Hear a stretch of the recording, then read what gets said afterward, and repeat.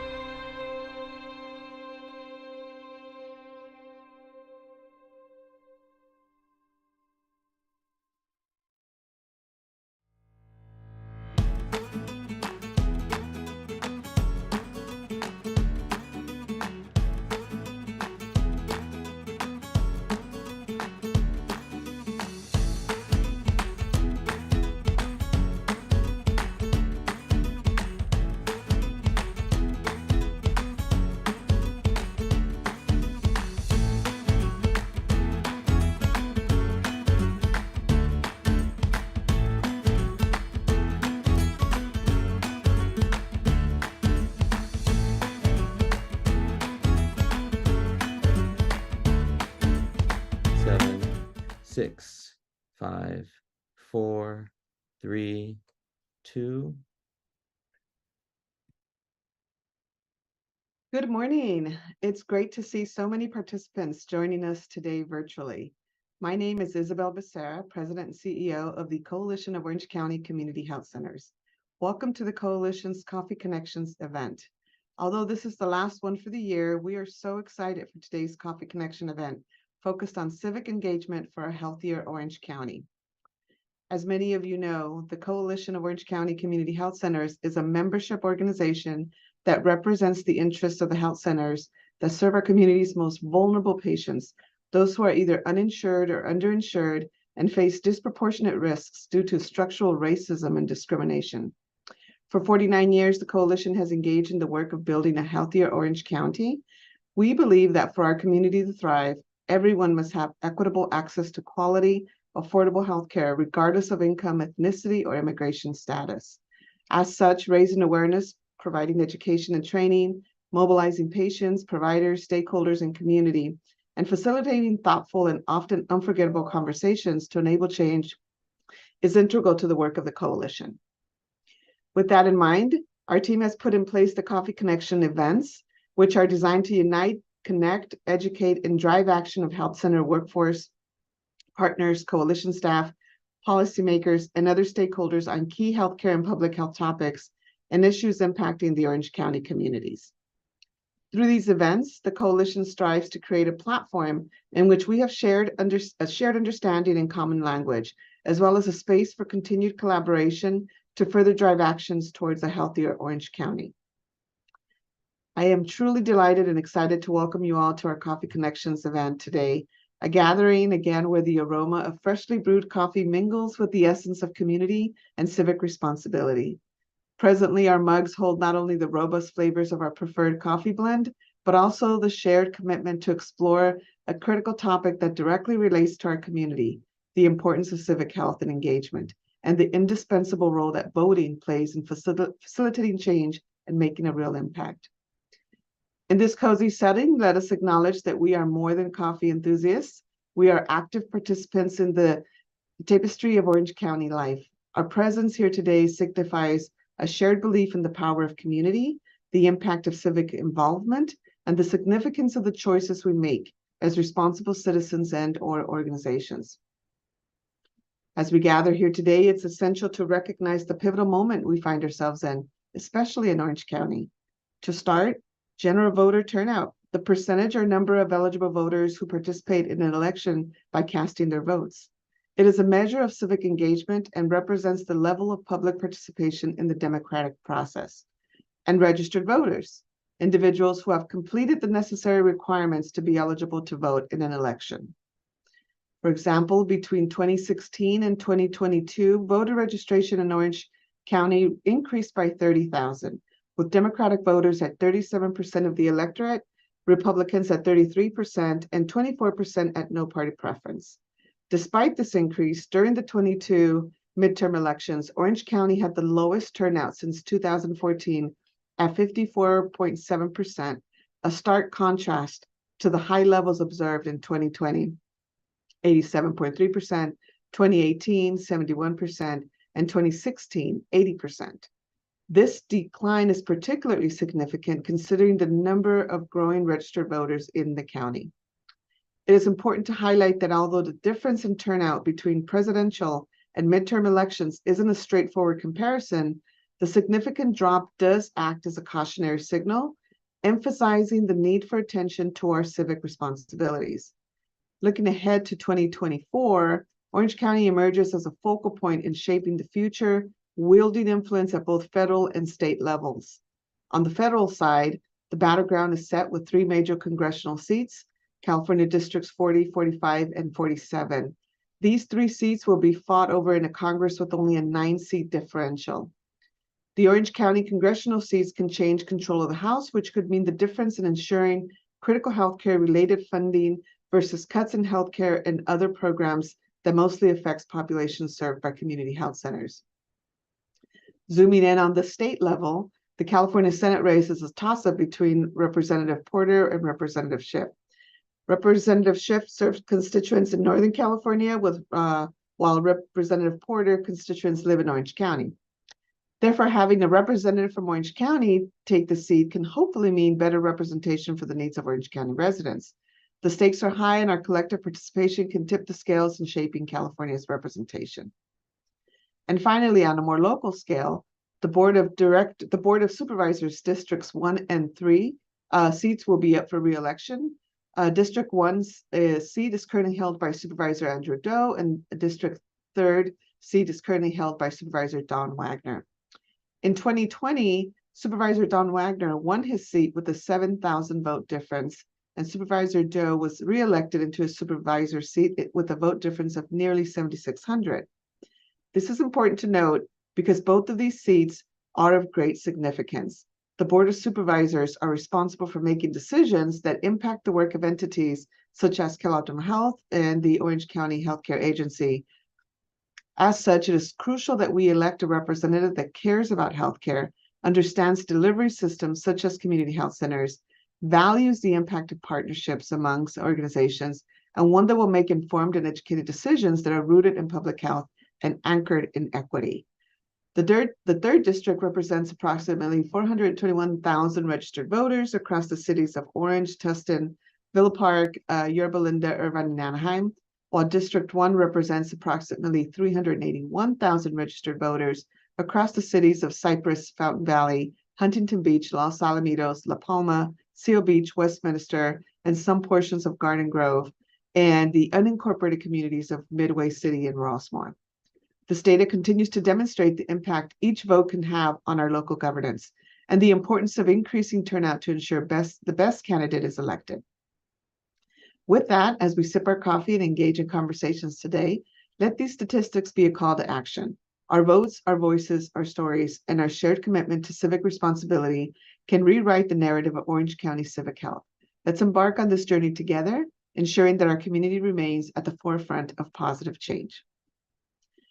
And with that, I am excited to introduce our keynote speaker, Francisco Silva, President and CEO of the California Primary Care Association, the statewide leader that represents the interests of California's community health centers and their patients. CPCA represents more than 1,300 nonprofit community health centers and regional clinic associations, such as the Coalition Orange County, who provide comprehensive quality healthcare services, particularly for low-income, uninsured, and underserved Californians who might otherwise not have access to healthcare. Francisco is a graduate of Santa Clara University, UCLA School of Law, and the USC Marshall School of Business, and holds both a JD and an MBA. Prior to joining CPCA, Francisco served as General Counsel and Senior Vice President for Legal Affairs, Economic Services, and Health Policy with the California Medical Association. Please join me in welcoming Francisco. Francisco, welcome to our Coffee Connections event. The mic is all yours. Good morning. Thank you, Isabel, for setting that frame and the importance of civic engagement, political engagement for our communities. I appreciate that. I want to start off, as I enjoy my cup of coffee, talking about why it's important for us to engage in civic engagement. What does civic engagement mean, though, is the first thing we need to consider. And it's more than just registering to vote. It's engaging in the community. It's talking to your neighbor, talking to your compadre, to your comadre, in community about what is happening around you. It's showing up to board meetings, showing up to community meetings. It's registering to vote, of course, to have a broader impact for our own community, for our children and our families. It's making our voices heard. And why is it important? Ultimately, you have the power. And I can't think of a better way to explain and show how important it is and the power that you may have than to think about my own childhood. I grew up in the Salinas Valley. I'm a son of immigrants. In fact, I'm an immigrant myself, born in Mexico. And my family, my 4 sisters, 2 brothers, and myself and my parents immigrated to the Salinas Valley when I was about 5. And our family was multi-status, right? Half of us had the necessary documentation to live in this country, the others didn't. and that presented some challenges. So we grew up in a community that was often ignored. We're farm workers, and because of that, in that community, we lacked some of the resources that everybody else had, from the nice cafeteria so we can eat when it rained at our school, the facilities for us to play sports. In fact, we had no organized sports in our side of town, just to highlight for you. Um, and when I was in fifth grade, uh, and I remember in detail, right? This is the impact of the civic engagement. My flag football coach and basketball coach, who was a teacher at my school, um, started organizing. Um, and there was also a lawyer, one of the first, might have been the first Latino lawyer in that side of town that grew up there, went to law school, came back. They started, I started seeing them in the news, and they organized this group called the Alsa Betterment Committee. And the Alsa Betterment Committee showed up to school board meetings, to city council meetings, to county supervisor meetings, and they were demanding resources and attention for my side of town. The East Salinas is my side of town in Salinas. Um, and I saw change. Obviously, it didn't happen immediately, but over time, this Alsa Betterment Committee was in the news. They started building cafeterias in our schools in our side of town. We started seeing resources and attention being focused in our community, and I was just impacted by that. In fact, that's one of the reasons I went to law school and dedicated my career to public service. Fast forward, I'm an undergraduate student at Santa Clara University, and I want to go back and interview these community leaders that I saw did an incredible work and really had an impact in our community. And I interviewed them, and I was interviewing one of these leaders. His name is Jesse Sanchez, who he was the lawyer in the community. And I was asking Jesse about the Alsa Betterment Committee. You know, granted, I'm an undergraduate student already. I'm a history major, so I'm really digging in. I know I want to go to law school. So I started asking him about how were you organized? How did you fund it? Were you a nonprofit? What kind of funding did you have? How often did you meet? What was your membership? Those are the questions that I was asking. And Jesse had this loud laugh that can captivate a room. He laughed with that laugh, with a lot of joy. And he said, Francisco, the Alsa Betterment Committee was 5 of us. A couple comadres, a couple of my compadres. We'd get together once a week to watch our favorite TV show and enjoy a cerveza. And through that, we started talking about having to make a change. And we called ourselves the Alsa Betterment Committee. That was it. We didn't have any funding. We didn't have a nonprofit status, but coming together, giving a voice to our community had an impact. So I tell that story. It really stayed with me. It only takes a few to start engaging, talking locally, statewide, and then nationally. You have the power, and I believe we do, which is why we're engaged in partnership with AltaMed, the coalition, and other health centers to take the My Vote, My Health campaign statewide. We're going to be in 6 regions now, in Santa Clara, Orange County, LA, San Diego, Fresno, and Sonoma, in Santa Clara County. And the goal is to land the health centers as an anchor for the community for engagement. Focus on the Latino community, focus, like Isabel indicated, on those Latinos, the low propensity voting Latinos that may not vote, but can and can really make an impact. And the idea is we do it at health centers because it's a place where you have to be already. It's a place that our community gets to engage with our clinicians, with our workforce, our doctors, our nurses, the people that they trust. What we've seen in all the studies is that health centers, the people that care for them and their health care, They're trusted messengers in the community to get them engaged.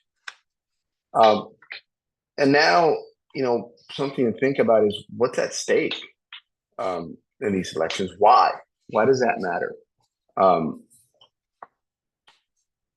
It's because what we've seen is that for patients, 80% of your health is determined not by the healthcare that you receive, but those other forces, those other social, economic forces that impact your health, housing, your education, your environment, the safety of your community.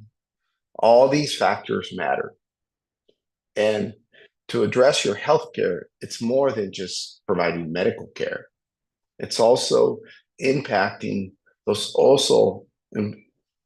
other factors that really drive your overall well-being and health, not just for you, your children, and your community. And that's why we're engaged. Health centers have a long history of responding to the need of a community. In fact, that's how we were born, because there was nothing there. And it was more than just healthcare. It's making sure that there's a food drive for people that don't have food, ensuring that kids have the necessary resources for school. And we see that, with health centers throughout the region in Orange County and throughout the state. And what's at stake now? Just if we look at the 2024 election, I'll highlight a couple of things that are significant and impactful. For instance, one of the things that we're working on that's going to be on the 2024 election is a ballot initiative to fund Medi-Cal and healthcare. It's called the MCO, labeled the MCO tax initiative, but it's the effort to protect Medi-Cal and to protect healthcare services for patients. The total dollar potential for our health systems is $10 billion in additional revenue for mostly Medi-Cal in the underserved community. It's loan repayment programs for physicians, nurses, and others to be so we can recruit them and they can work at health centers and be in the community. It's the opportunity to make sure we invest in resources for specialists, so we have access to specialists. It's over $1 billion for family planning services. The list goes on. It's a biggest opportunity since the creation of Medi-Cal in California to really invest in our community. And guess what? Health centers serve over 7.7 million patients. If our patients and their families show up to vote, we can make an immediate impact on the resources that are available to our community.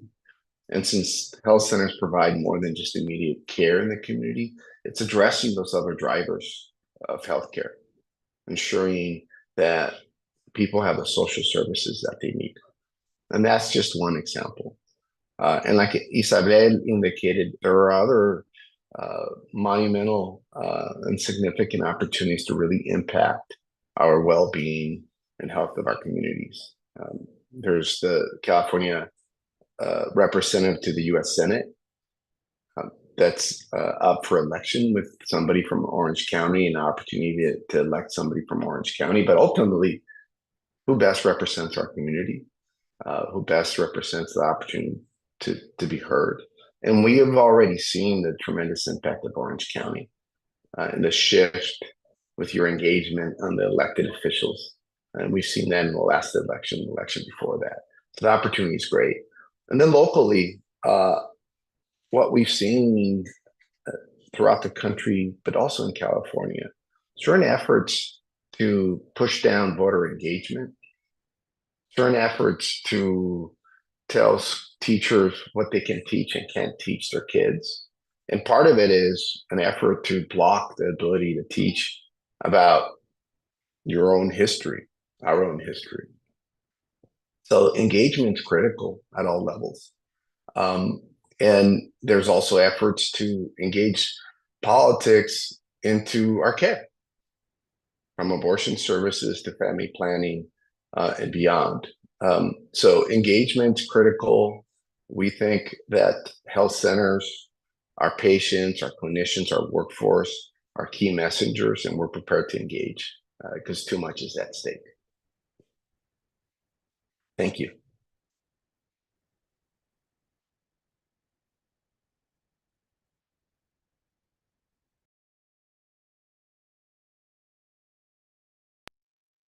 Thank you, Francisco, for all that you and CPCA do for us. Again, to learn more about their work, visit their website at cpca.org. We are running a bit ahead of schedule, so we will be moving on now to our coffee chat session. Before we begin our chat, as a reminder to all participants, you can ask questions to any one of our panelists via the Q&A function at the bottom of your Zoom window. We will leave time at the end of the coffee chat to answer questions. When inputting your question, identify what panelist at and then first name and that you'd like to address your question to, and if you'd like include your name and your affiliation as well, please. So again, as we sip on our coffee and engage in our coffee chat conversation, let's celebrate the diversity of perspectives in this virtual room. Each viewpoint contributes to the richness of our dialogue, and it is through open discussion that we can foster understanding, inspire action, and strengthen the civic bonds that unite us. So with that, I'd like to introduce our amazing panel of speakers. I will invite each of you to please introduce yourself, providing your name and title, and tell us from your distinct perspective, how can individuals, including clinicians, community residents, and patients, frontline staff, and others, take meaningful actions to actively advance a healthier Orange County through civic engagement? Additionally, what tangible impact does such active involvement have on the overall civic health of the community?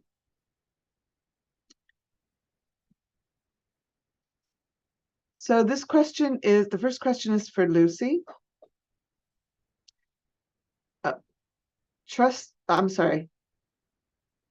I think, do we want to introduce each speaker first, or I'm looking? Yeah, go ahead and introduce everyone. Okay.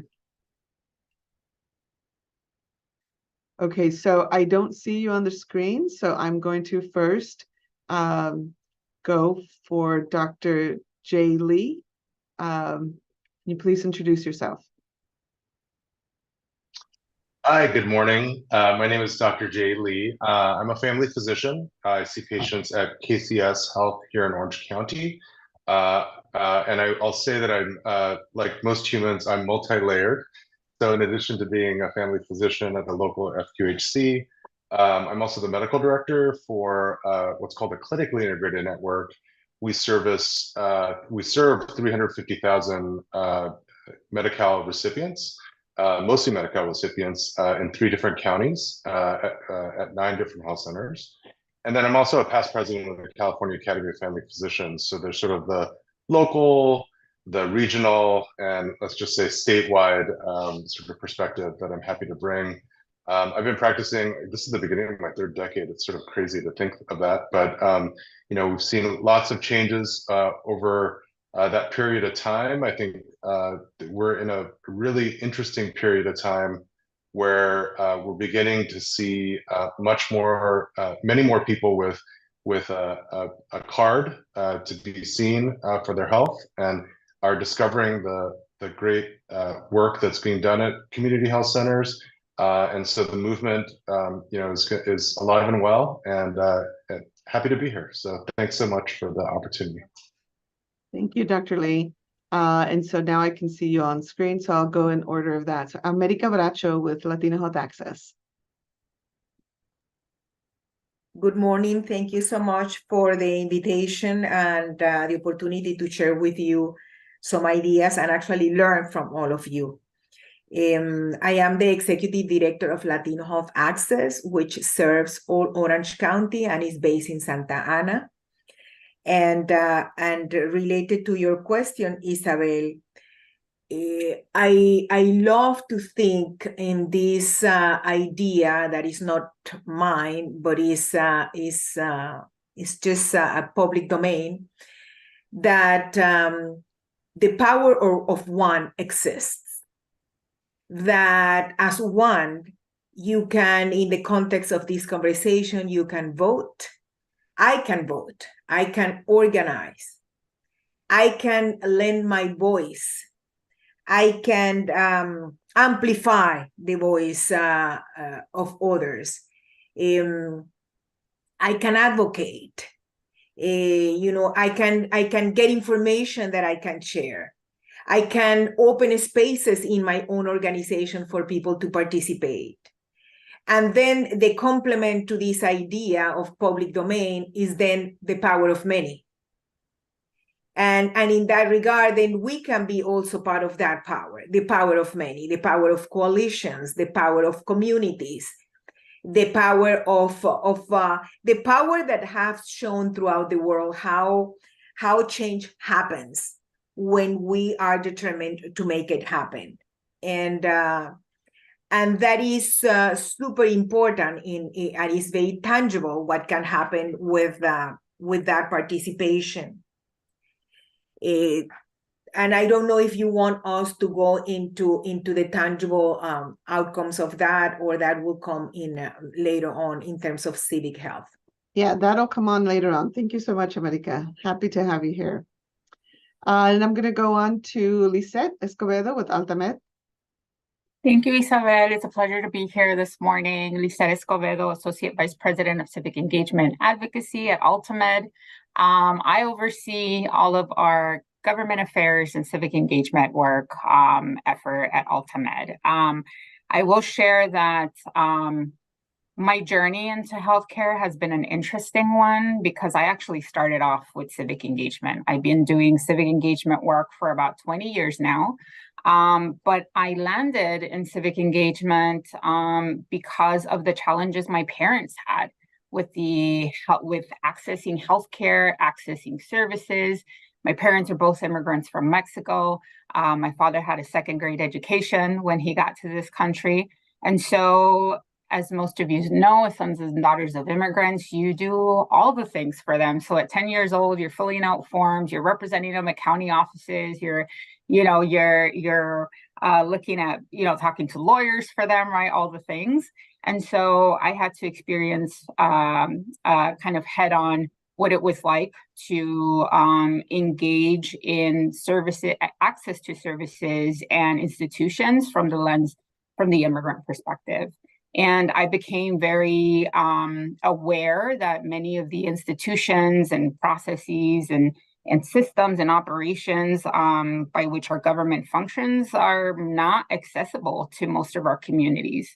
And so I kind of became very focused on how do we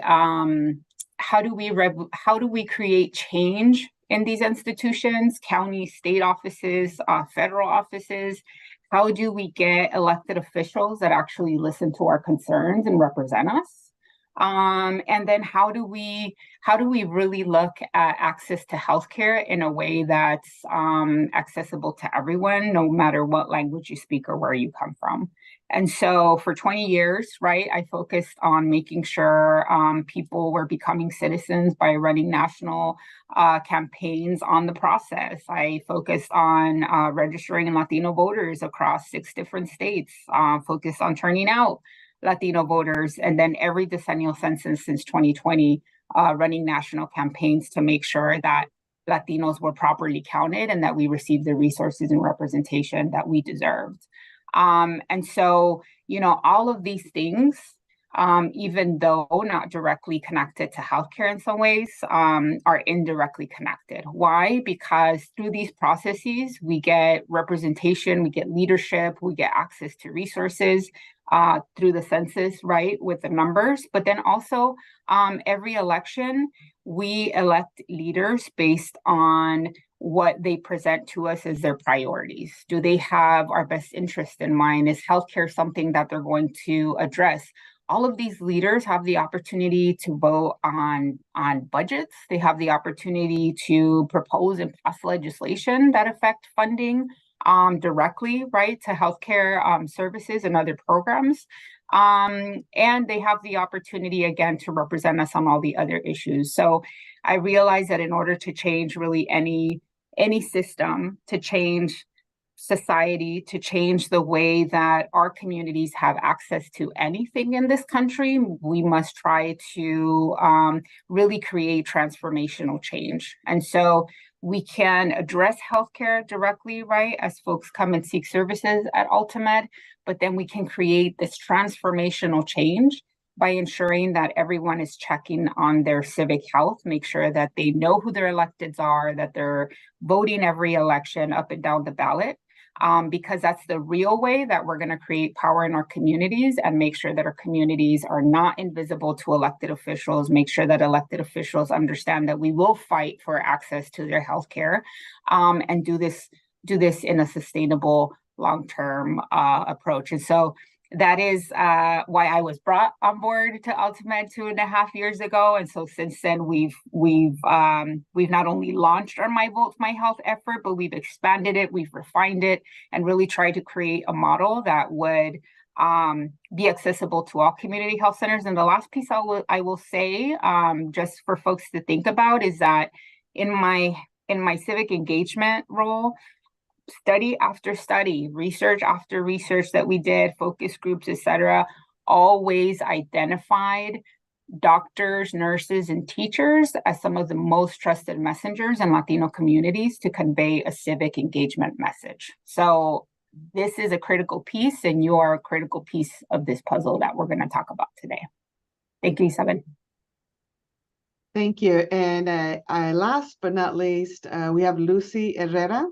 And Lucy, I don't know if you heard the intro, but I wanted to introduce all of our speakers. And as you answered, or as you introduced yourself, I wanted to hear from your distinct perspective, how can individuals, including clinicians, community residents, patients, frontline staff, and others take meaningful actions to actively advance a healthier Orange County through civic engagement?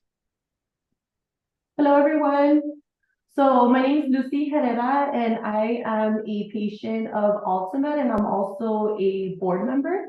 And I come from a grassroots nonprofit background as a young person. And from a young age, I have learned the importance of civic engagement and getting involved to help create the change that I wanted to see in my community. And I definitely think that as individuals, we all need to play a role in supporting others in our communities to get more active civically. However, sometimes community members don't even know where to start. And I believe getting others to get involved starts with having those meaningful conversations, discussing what are the local issues or concerns that they have and what can be done to address those different issues as well. And as someone who comes from a historically disadvantaged background, I always assumed, and unfortunately assumed, that I have to just accept the realities and community conditions because of my economic status. However, once I realized how I can create positive change and get more involved civically, I have seen how doing so can result in healthier communities. And I have supported my community in achieving that health as well. And we still got a lot of work to go. But once we support our community members, especially those with that lived experience of living in a historically disadvantaged community or marginalized community, and seeing that they can inspire another person, this can result in community members not only being more civically engaged, but also possibly taking it a step further and holding leadership positions themselves, or even become elected officials themselves. Then I wholeheartedly believe that together we could create that change. Great, thank you, Lucy. So the next question is specifically for you, or geared towards you. So as we know, trust is reciprocal. Someone needs to show trust before they get it back.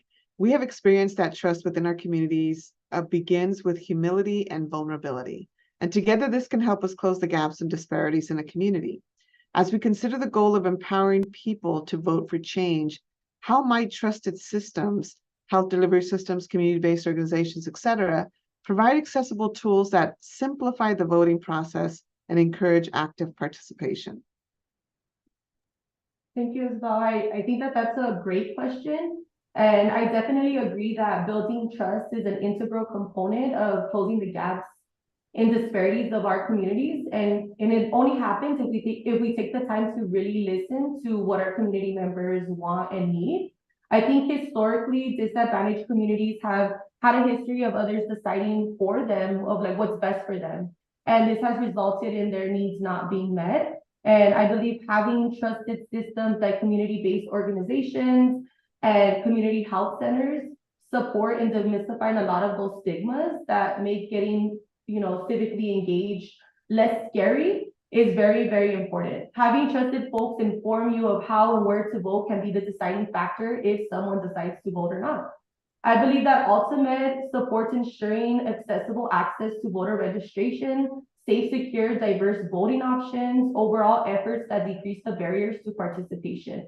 In order for the communities we serve to receive this critical information, to help them make more important decisions on the ballot and have their voices heard.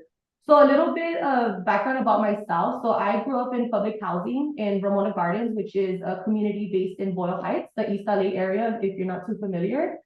And one of the ways that Ultimate supported my community in getting more civically involved is by supporting and putting a ballot box to ensure that community members who have barriers to going outside of their communities have an easy access to voting. And for some, it might seem like, it's just a ballot box. That's not going to change much. But for many of our community members who don't have cars or who are disabled, and it's very hard for them to leave their communities, having that easy access really supported in the tools to get them to vote. And I even had community members calling me and just thanking me. And I was like, it wasn't me, it was like, us together. And I want to discuss what we can do more, to get folks more actively involved.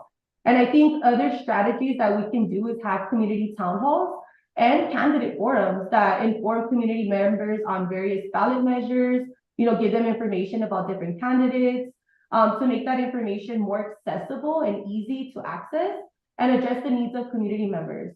And I also know that some agencies put together election toolkits or voting guides that explain different ballot measures or even give different information on different folks that are running for office, which can result in different outcomes when it comes to voting.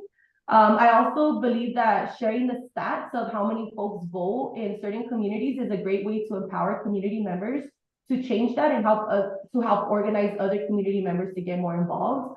I remember the first time I heard that my community had such a small percentage of turnout when it comes to voting. I wanted to make sure that I got involved to inspire others to understand that their vote definitely makes a difference and how we need to all come together and inspire others to vote and make that change as well. Thank you. Thank you, Lucy. I wanted to circle back actually to both Dr. Lee and America. America, apologies. I think you tried to answer the question and I said that we'd be going back, but I don't believe that in your introduction, you actually had an opportunity to answer the question. So I'm giving you an opportunity to do that now. And I can start with America. I know that you wanted to address maybe the part of the question about what tangible impact does such active involvement in our communities have on the overall civic health of the community. Thank you, Isabel. I love the terms civic health.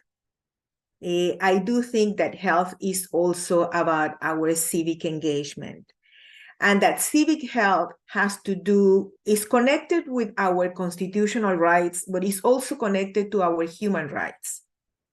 It is connected to what exists, what we think are our rights right now, but it's also connected to our ability of creating new rights, new policies. It's connected to change, it's connected to our dreams. And as idealistic as that sound, when you land it, it's connected to having a sidewalk. It's connected to having light in your neighborhood. It's connected to having a park. When we started our work in Santa Ana, you remember, Isabel, there wasn't a single park for an entire zip code. The poorest zip code of Orange County, the 92701, didn't have a single park. But it had bars, a bunch of bars.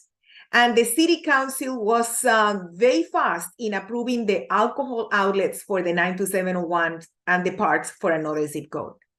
So that's how the political world operates. There is a group of people that sign the checks that will sustain the community health centers, will sign the checks that go to schools and to go to social services. And that people that sign are the people in power, in political power.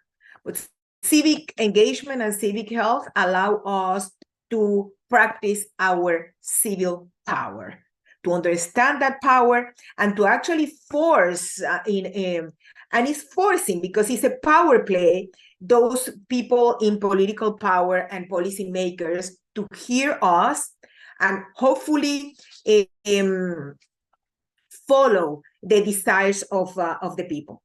So just to end to my answer, when you asked that question, it invited me to think not only in change and opportunities, but also in representation.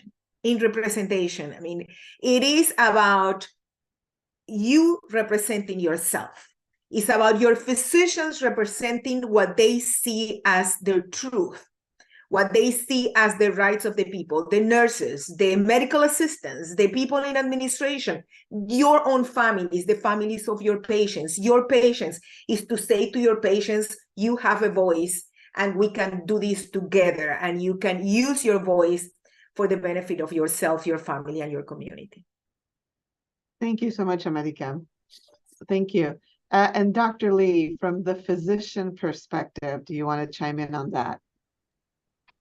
Yeah, life, liberty, and the pursuit of happiness, right? And when it boils down to it, in the exam room, the way it manifests is when patients come in with a variety of different ailments, physical, sometimes unexplained, and you get into it, up to 30 to 40% of primary care visits can be related to issues related to someone's mental health or to things that are outside of the control of what a doctor can write on a prescription, right? I would say even more of that is related to what we can, it used to be we would write them, but now we click on a button and type them into a keyboard. But, that lack of control and that lack of ability to feel like you can make an impact on the larger system and the structural violence that comes as a result of that are internalized, right? Like patients come saying they've got X, Y, and Z. I'll give you a really good example of this. Early in my career, a patient came in and he to the community health center where I worked, and he said, listen, I know you told me on my labs that if I don't watch things that I'm on the verge of getting diabetes, that I've got borderline blood pressure, and that I've got borderline cholesterol, and that's a ticking time bomb. And he said, Dr. Lee, I know you're telling me to get exercise, but listen, man, I work 2 jobs. I got by the time I get home, it's dark outside, and I don't want to get shot, in my neighborhood, And have you been to the local market? Have you seen the lack of fresh food? And so, I think when we're working in the medical construct, right, a lot of it is like the person who's downstream fishing people out of a river, right, from drowning. And part of what civic health and civic engagement really is about is to say, well, wait a second, why are we just pulling people out of the river? Why don't we go upstream and figure out who's pushing those people, the humans, right, into the river to begin with, and what can we do to fix that? Because again, I can only write so many prescriptions, and so that patient taught me at a very early stage of my career just how important it is for him to and other patients to exercise their voice. He went and felt empowered and went to go talk with people in the city council. In the end, it didn't make an immediate impact, but he came back and he said, I felt very empowered by you encouraging me and giving me the opportunity to think outside. And I feel like I have some sense of control now. And I think that's, for me, fundamentally, it boils down to actually our health. It's the health of the individual, but also the health of the community when people really care. And from a physician perspective, what I often say to students and residents, because they come into this with a lot of idealism, and I'm to some degree I'm glad to say that I'm not like a cynical, burnt out physician at this point in my career. But what I say is, become the physician you wrote about in your personal statement. Because if you can hold up that personal statement and look in the mirror and live up to what you wrote about, what you put your blood, sweat, and tears to get into med school about, that's great. Now take that another level, turn it to 11, right? Like for me, then it's like, become the leader that your patients and your community need you to be. And that's another level of sort of getting outside your comfort zone and speaking up. I very rarely wear my white coat when I'm in the clinic, but I know when I go to Sacramento or to DC, I bring my white coat. Isabel, you and I have gone side by side, to some of these visits. I wear it because of the symbolism that it brings, and also I don't look like everyone else that's there, in Sacramento or DC. It's very distinctive. But for me, that's really what this is about. Like, it boils down to my the oath that I took to be a physician. That if I'm not waking that up in my patients, then I'm not doing my full job. Thank you so much, Dr. Lee, for that. And I wholeheartedly agree. I think we were talking about trust earlier, and the fact that particularly with our community, physicians or doctors, el doctor, are people that are individuals that are viewed with a high sense of authority, and everything you say has to be right. And so why not use that inherent trust that's already there for additional civic health change, right? And you're absolutely right. It makes a huge difference when you have a doctor in the room talking about the advocacy and the changes that we want to see in our community, because if the doctor is taking the time to do that, then it must be important and it must be true. So thank you for that. And we'll get back to you in a couple of questions later as well. I'm going to now go back to Lucy, because there was a second part to the question that we talked about, again, trust being reciprocal. The second part, Lucy, is what strategies can be employed to instill a sense of agency and power in individuals, motivating them to actively engage in the democratic process and vote for the change they envision? Hi, Isabel. So one thing that I definitely think is important to start with is just identifying what are the barriers that community members are facing when it comes to getting involved, and providing solutions to those barriers. Because I think, again, oftentimes we assume, how folks want to get involved. And I think that we have to really listen to what our community members need and want.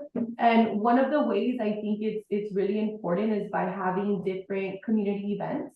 I know I had mentioned earlier when I spoke that having community town halls or candidate forums is definitely a great strategy to just inform different community members about, the different issues that are going on, or the different ways to vote, the different folks that are running for office.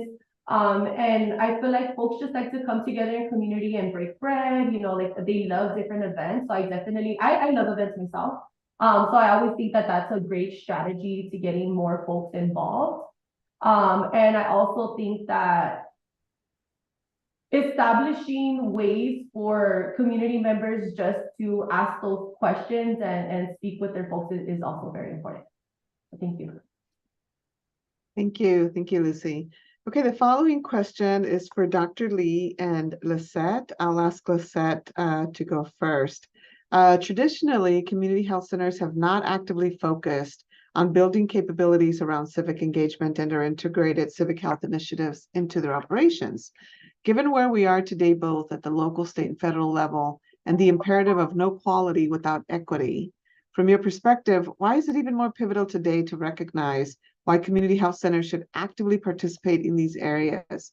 What guidance do you propose for health centers that are just commencing efforts to enhance their capabilities in civic engagement?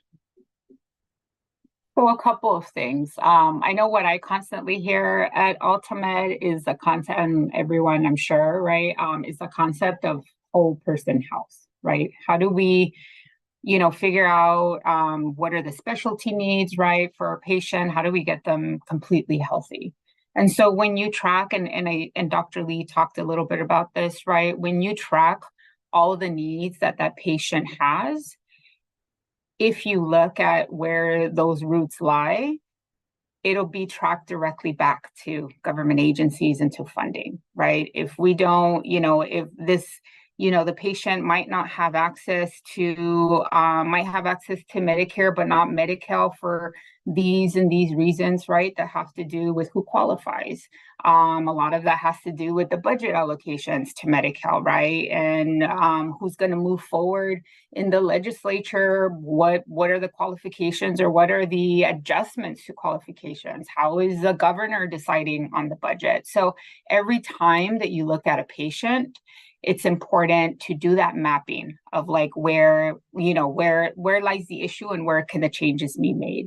I had an encounter at one of our centers for our programs for all-inclusive care for the elderly. We were hosting a vote center there, and one of our patients was exiting, and he's like, "Oh, I'm thinking about it. I'm not sure if I want to vote. Does it even matter?" And I asked him, how do you like this program, right? He's like, "I love PACE. It's everything. I come here, every day." And so I explained to him that, funding both at the federal level for this program and at the state level really depended on who was in office and voting for, right, some of these budgets. And then, as well as like, what is the governor saying are his priorities based on his budget proposals? And after our conversation, he's like, "Oh, I see it.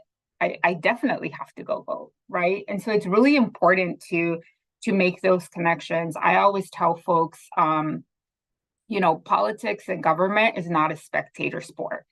We cannot, based on the communities that we serve, we can't wait to see what happens to us by just saying, okay, we're going to see what the budget looks like, and let's wait till the requirements of the programs come to us. We have to run to it and be participants, right? And demand what we want to see in the budgets, demand what we want to see in terms of legislation.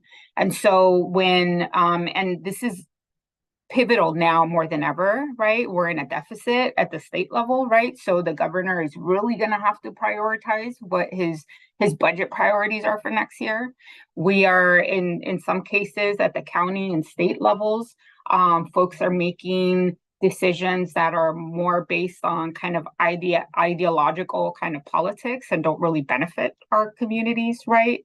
And so we have to go in there and pressure the city council members and board of supervisors to really focus on what's important, which we want to make sure that our communities are surviving and thriving, right?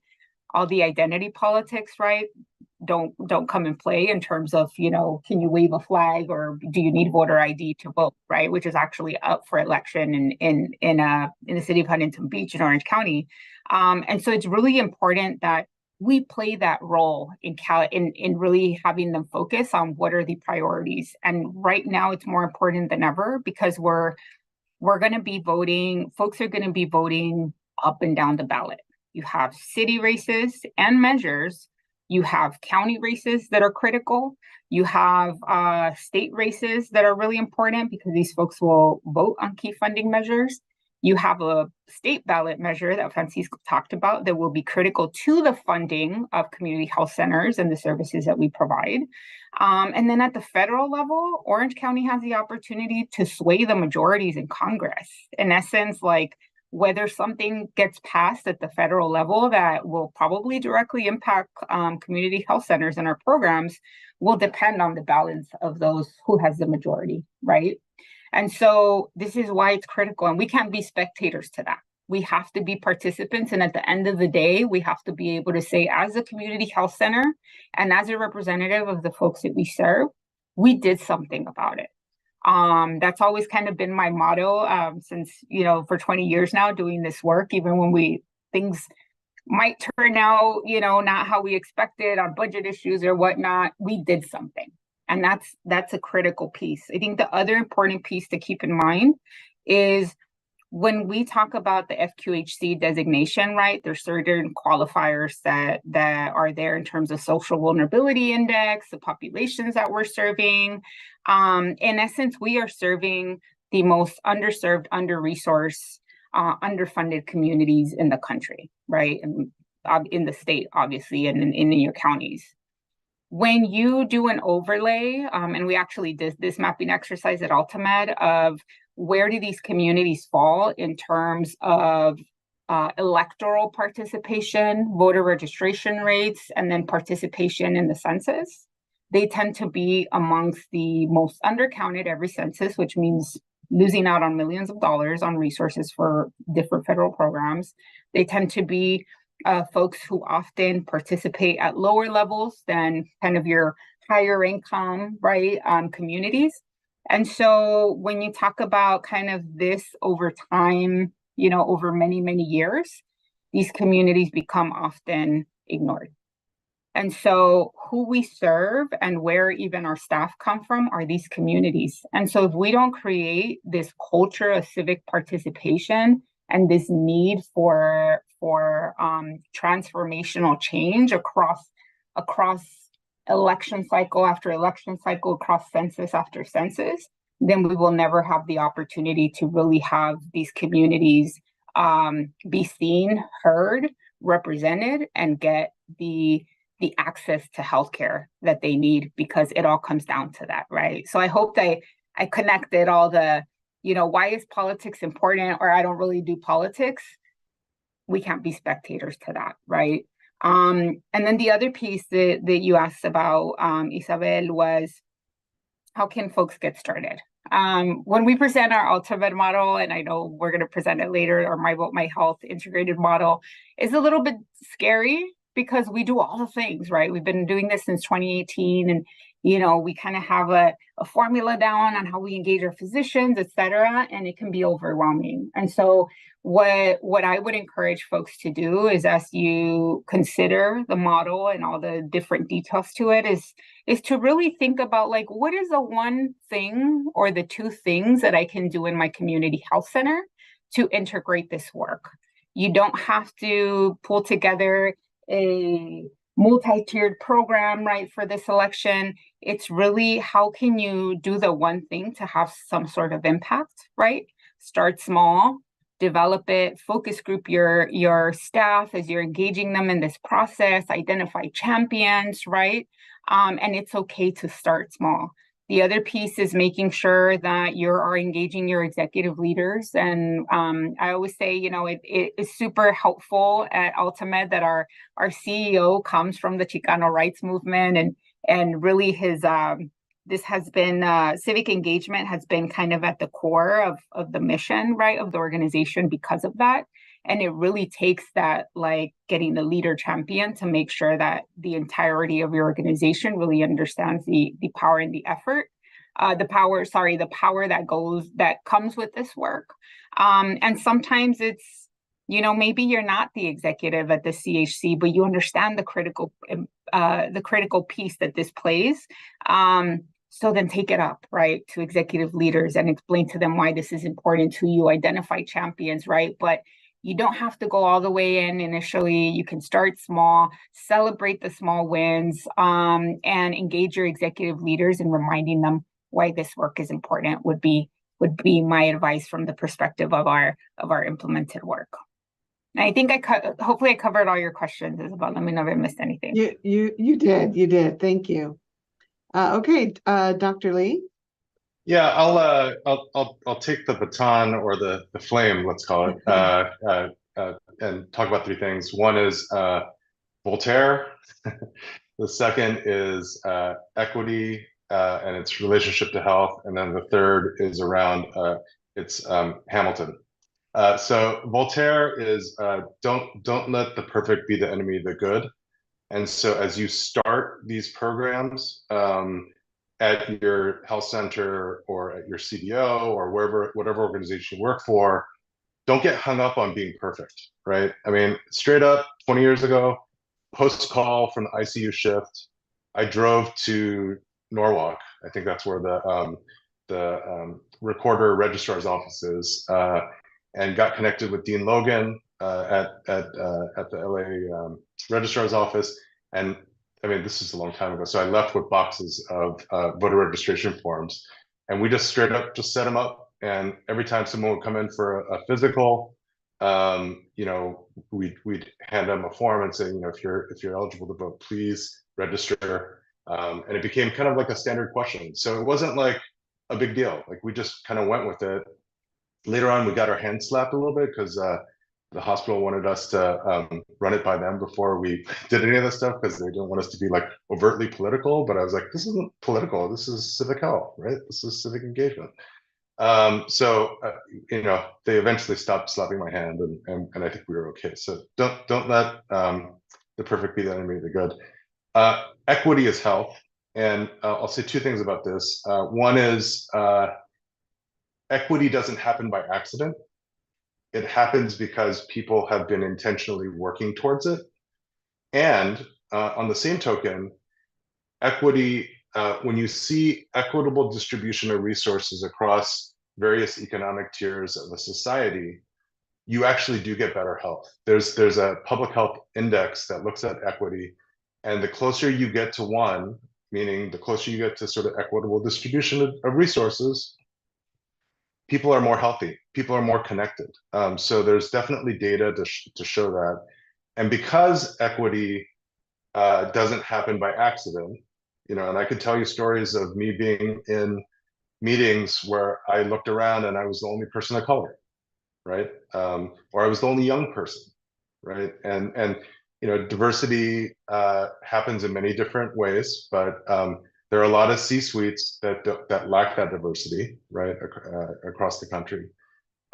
Is the point I wanted to make about Hamilton, which is you got to be in the room where it happens, right? And sometimes that room, it's going to be uncomfortable, and that's okay. You lean into that, and not only is it going to be uncomfortable, but everything about you is going to want to just scream and shout and maybe be a little bit uncouth, but you got to be cool, and you got to be collected, and you have to be thoughtful and learn how to code switch, right, with leaders, both political and business leaders. Learn how to code switch, learn how to speak their language so that you can get your point across in a way that they can hear it. And that takes practice, right? And so those are the three things that I would say, you know, with regards to individuals and organizations getting involved. Don't perfect be the enemy of the good. Health is equity, and it doesn't happen by accident. And then get yourself in the room where it happens when you can. Like don't write that off as oh, you know, damn it, I'm a doctor, I'm not a ... and then like don't show up to that meeting. Like be there, be in the room when you're invited. Great, thank you, Dr. Lee. All right, we're going to move on to the second part of this question. And this question is going to be directed at Lisette, America, and Lucy. So we'll go with Lucy first on this one. Then we'll go to America and then back to Lisette. How do community-based initiatives such as My Vote, My Health play a role in providing the knowledge, power, and tools necessary for individuals and organizations to actively participate in the democratic process and vote for change? Thank you, Isabel. So as a patient and a board member of Ultimate, I'm very proud that Ultimate has led the development and execution of an integrated civic engagement model through its My Vote, My Health, Mi Vota, Mi Salud program. So My Vote, My Health is an example of how we can leverage and use federally qualified community health centers as hubs for civic engagement and working class Latinos and other historically marginalized groups. And I really love this program and the impact that it has, because programs like these that get community members actively involved in civic engagement ensures that our patients and community members and all members of our communities we serve can fully participate in the democratic processes. And not only that, but also build community power that leads to community change, that leads to healthier communities, and hopefully inspire others to get involved as well. Thank you. Thank you, Lucy. America? Yeah, for community-based organizations, such as ours, such as Latino Health Access, this type of campaign is crucial. I mean, and we have several areas of work. The first one has to do with outreach. We go where a lot of people do not go. We go into the neighborhood, we knock at doors, we go into laundromats, markets, streets, schools, churches, day and night, 7 days a week.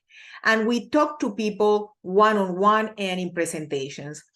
And I think it's crucial to find our people. I am very convinced that outreach is not just an exercise to deliver services or advertise services. Outreach is the practice of our obligation to find our people.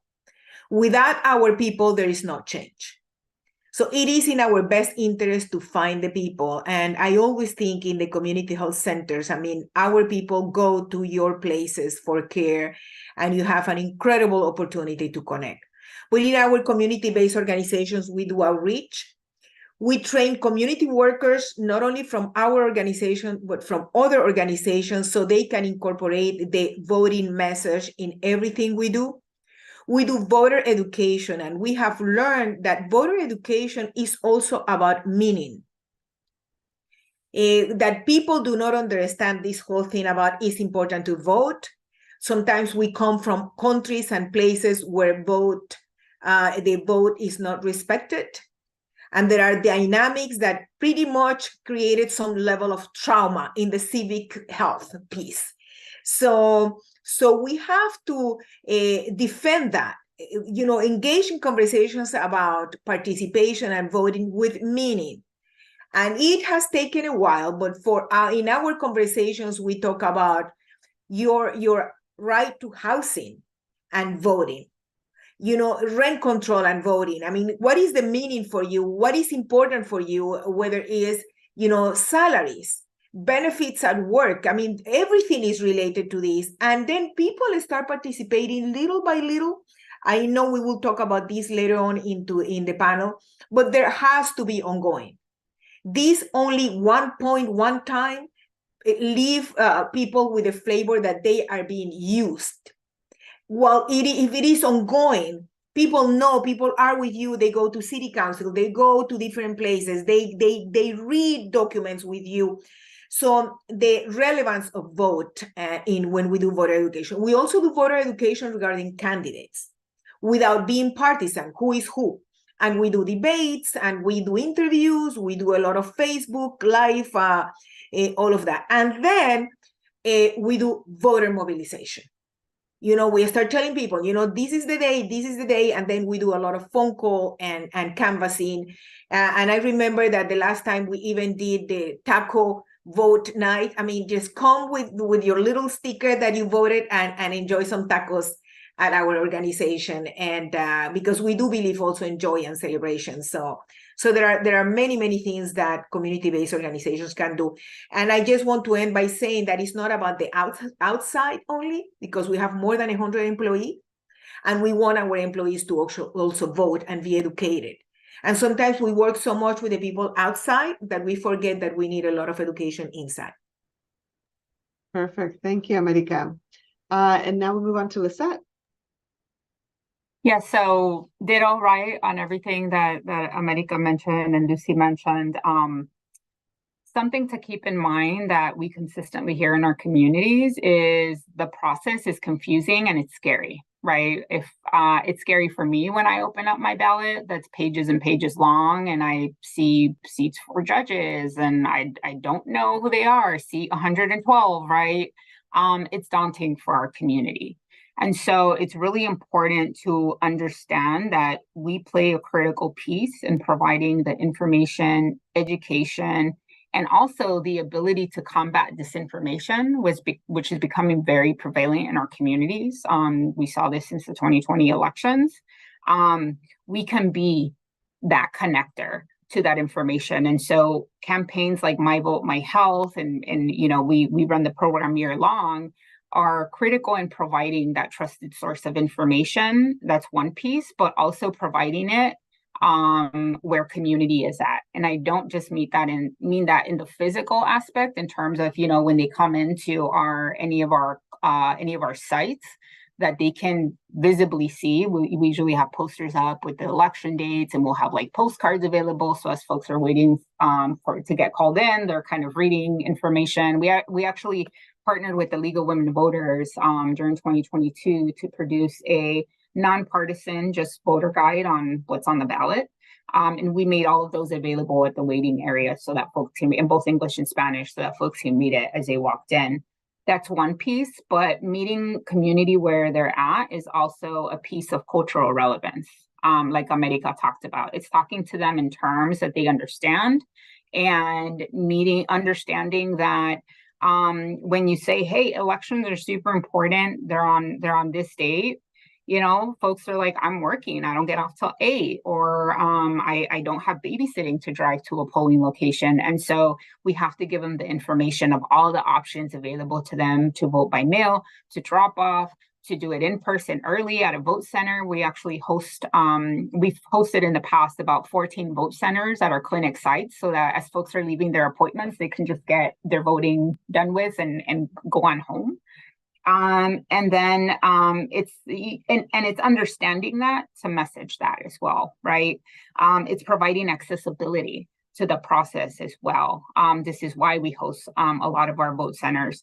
The other piece that I would encourage folks to think about is you don't have to be the expert in this space. And why? Because we have folks like Latino Health Access and others in the community, and then statewide and nationally, that are civic engagement experts, right? This was my field for so many years, and that are constantly developing content, right? You have the League of Women Voters, et cetera. So part of part of the piece for My Vote, My Health was understanding the critical partnership with civic engagement organizations and CBOs. And so when we produce a lot of the material, or we think about doing get out the vote canvassing efforts through doors, phones, and texting, we do it with the understanding that we are a community health center that understands the importance of civic engagement, and that's why we do it, but we are not a civic engagement organization. And so that's where you really leverage these partnerships, look at what's already being developed, figure out how we partner on canvassing efforts. We've been partnering with CBOs on canvassing efforts since 2022 to go out into the communities and understand the strategies, and understand, like, why are we targeting Latino low propensity voters within a 10-mile radius of our clinics, right? And so this campaign and this program keeps all of those layers in mind. That's how it was developed. That's how the message came about. And the last piece is this message of voting for your health is critical because it's not political. It's literally that, right? It's letting folks know that your health is usually always on the ballot. We have MCO's tax ballot measure, right, that's going to come up. But at the county level and at different levels, it's usually always on the ballot based on what the candidate represents, or based on the ballot measure. And so the message is effective. It's been tested. And so we're excited to relaunch this program in 2024, but we also have lots of materials already developed. No need to reinvent the wheel. And again, that understands the critical piece that every single player in this work plays. Thank you so much, Lisette. That's very, very important to note. So the following two questions are going to be for all of the panelists. And I will begin with Lucy on this one, and then I'll go down the line. So in an era where fear is increasingly weaponized, driving divisions among us, it is imperative to provide individuals and organizations with the tools to overcome these fears. We must empower both people and organizations to amplify their voices for meaningful change, and establish a framework for holding elected officials and others accountable, recognizing that elected officials work for us, for the people. How can we facilitate this shift, ensuring that those in power remain transparent, responsive, and ultimately accountable to the public that they serve? So I'll start with Lucy. Thank you, Isabel. I think that this is another great question, and I'm glad that we're discussing this today. I think it's important to start before our elected officials even take office. It's important to analyze, like, what are the lessons learned from the past individuals who held office? Did they remain transparent and responsive after being voted into office? Did they address, the different concerns their constituents brought up? If not, or if so, I think it's important to use that as a guiding tool and lessons learned when it comes to engaging those who plan to run for office. And I believe that community town halls or candidate, I know I keep talking about that, but I just think that it is very, very important. And it's especially important to have those before folks are even elected into office. And having a space where community members, community-based organizations, healthcare centers, where they can ask those hard questions and get our elected officials to commit to remaining accountable to the public that they serve in a public setting, and to ensure that they're not going to change what they say when they become elected officials. And again, that doesn't happen often, but I just think that it's important to ensure that we are clear before they're in office. And I definitely think that it is key for our elected officials to understand that community members can and will hold them accountable. And by getting our community members more civically involved, that's what's going to help make that happen and have that people power definitely more stronger within the community. I also think it is important as agencies to take a stand and also hold our elected officials and others accountable when injustice or breach of loyalty to the best interest of community members is done. And as a leader of a grassroots nonprofit organization myself, I understand firsthand how difficult and tricky this may be. However, I believe that we're moving to a point in our society where this is beginning to be more normalized. And again, it's not to call anybody out, but it's just to ensure that we remain focused on what the needs are of the community. Thank you. Thank you, Lucy. I'm going to go to America, then Dr. Lee, and then end with Lisette. America, I know that you have a lot of examples on how we hold our electeds accountable. Thank you, Isabel. I always think when I need to take that step to approach an elected or mobilize people so we can make them accountable, I always think that at the beginning of the world, when we didn't have any institution and humans were trying to get organized, and Francisco gave some examples about just having some conversations in your living room. And when we didn't have institutions, then we decided to create institutions. And we decided to create institutions to make the work easier, not more difficult. And we decided to elect people so they could represent us. And when you see the levels of authority, for example, with the Board of Supervisors, you see that on top of everything, it is the name of the electorate. And we forget that we are the people, that we are the ones that they have to be accountable to. When we forget that, then is when we start losing the game. I mean, and it's not about being disrespectful or anything. It's just about remembering who are they accountable, who created the institutions and who can change those institutions. The problem sometimes with that electorate, and that includes me, I'm not going to just move out of this comment, is that we elect people and leave them alone. And we leave them alone sometimes because convenience, sometimes because, we are too busy, until the next elections. And then we start saying, they didn't do these things for us. And I believe that representatives have their obligations and the people that are represented have the obligations. So it's not about making them accountable, it's about making us accountable. We as electorate have an obligation and we should be accountable to ourselves and our communities. We elect someone, we cannot forget about them. They are representing us, we elected them. So it is in their best interest and our best interest to keep that relationship flowing and telling them about our priorities, our thoughts, our opinions, and for them to know that we will be there, that we will call them, that we will call for that appointment. Right now in Orange County, we are doing that. We We just are getting better and better organized as institutions and organizations throughout the county, from Buenaparte to San Clemente, precisely to make our elected accountable, also to make our own community organizations accountable and our residents accountable. And we have had several conversations now with some of the supervisors, and we continue having these conversations. We are meeting to learn how the budget happens, why we don't have data equity, what is happening with the money of mental health. So the more we learn, the more we can ask.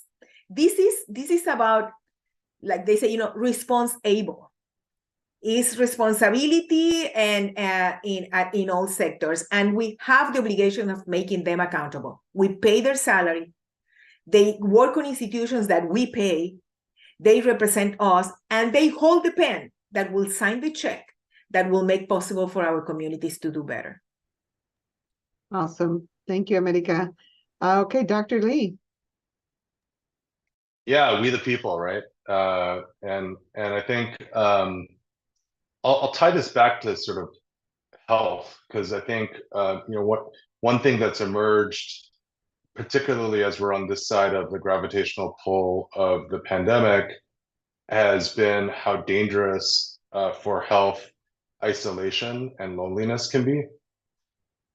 We know that can result in people seeking substances to sort of cover for that loneliness, people get depressed and anxious, and the solution to that is not divisiveness.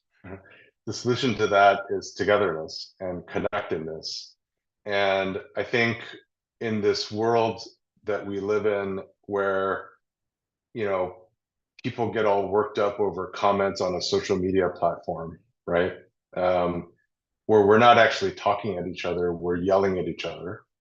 That we need to learn how to put the technology down, because if we don't, the machines will win, and we don't want that. We've seen lots of dystopic movies that show exactly what happens when we allow the machines to win.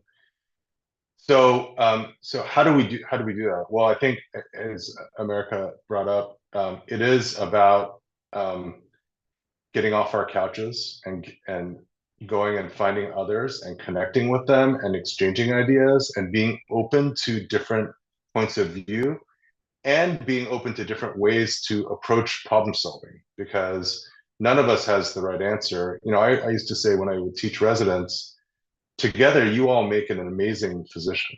Like, each of you are amazing in and of yourselves, but all of you support each other, all of you do a great job to sort of help diagnose and treat the patient. We need, in order for us to be able to solve societal challenges, right?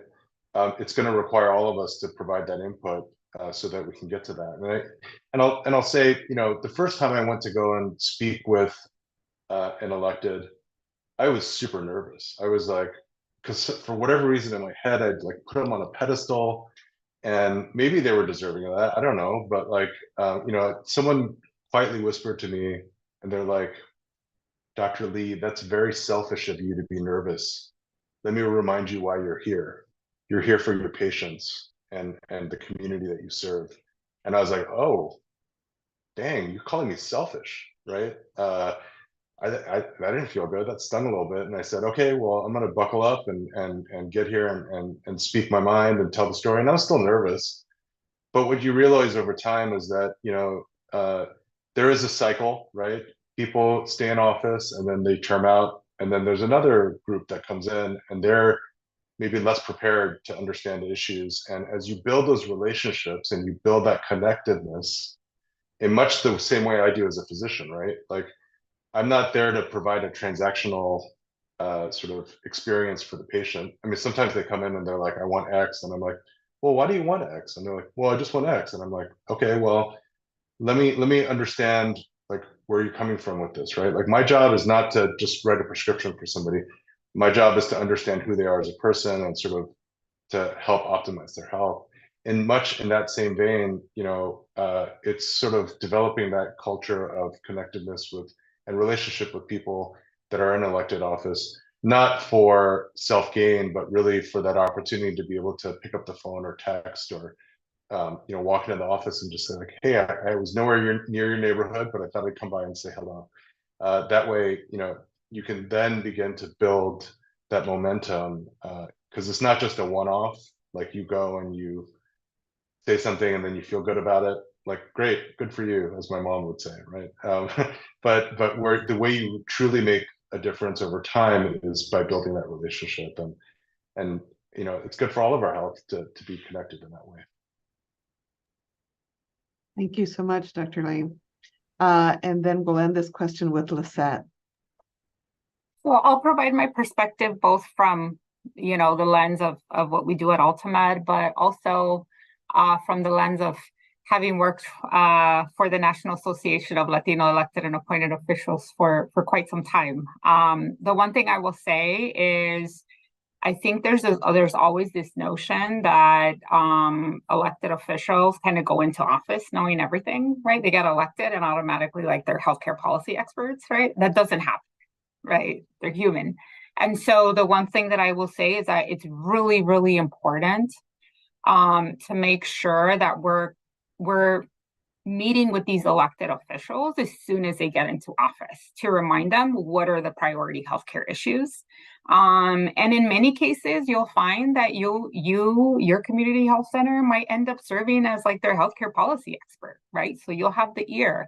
So it's really important to understand that, right? Unless they have a very particular background, they don't go into office knowing everything. At Naleo, we used to train them on like reading budgets at the city level, on like understanding school districts when they got elected into school board.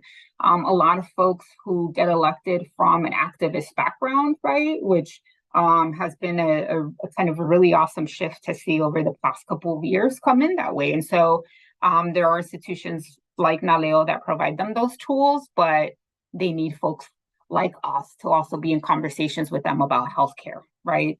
The other piece that America talked about is the candidate town halls. Super important. These are nonpartisan town halls. Everyone is invited, all of the candidates. Usually you ask everyone the same question. There are ways to do it, right, to preserve the nonpartisanship, but it's really important because you're able to get folks running on record on where their beliefs are, because we always have this issue, right, of like you have one-on-one meetings with folks who are running sometimes, and then they get elected and you're like, wait, that doesn't sound the same as when we talked. And so these town halls are becoming increasingly important to understand where folks stand. And the other piece that I alluded to initially is the sense of presence and persistence. It's really important to consistently meet with those elected officials as soon as you get elected. You request an intro meeting, right, to talk about, hey, just so you know, like, here are the healthcare issues we're experiencing in this county, in this area, et cetera. We've actually gotten into the habit of creating like these profiles by like county, right, for AltaMed that says like how many patients we have in the region, what are the percentage of breakdown on like Medi-Cal uninsured, right, all of that, so that we're able to provide that information to them. And it's been a critical piece to really hold them to like, are your priorities the right ones based on how many patients we actually have in this region? The other piece is public comment. You'll consistently hear, especially local electeds will say, well, we opened up the issue for public comment, but guess what? 2 people showed up. And so that's why the council ended up voting on it. And that's why it went this way. So making sure that, and the public comment process is not a process that's not everywhere, but in most cases, it's sometimes not created to be inclusive. And so that's why the persistence has to happen with communication. The other component to think about that we actually launched this year was a day at the Capitol for we have 4,500 employees now at AltaMed, and we've consistently heard from our nurses and providers and staff, like, we really want to do, now you guys taught us how to do civic engagement advocacy, like, we really want to do it. So we launched this year to actually go to the state capitol every year and meet with, this year we met with 25 legislators at the state level, And all we did was like present, like, here are the issues that we're seeing, right? Workforce shortage, social determinants of health, right? And, here's some considerations for you. And what ends up happening is, again, they're reminded that we're here, we're watching you, we're communicating with you, and we're going to come back again next year, and we're going to call you when you're in your district. And then the last piece is holding folks accountable to how are their values represented, not just through the budget process, but also appointments. A lot of folks aren't aware, right, that even at the county level, there's commissions, and a lot of the times folks will make the appointments, right? Cities kind of, and you have to be aware of how your city works or whatnot. But usually who they appoint to these commissions is representative of their ideologies, right? And so keeping tabs on that, being okay with folks in the community health center space, your providers, et cetera, serving in actual commissions, right? But I think that all these things combined really create a sense of persistence and presence with the elected officials at all level, but it is required to be consistent and to be two-way, as America mentioned earlier.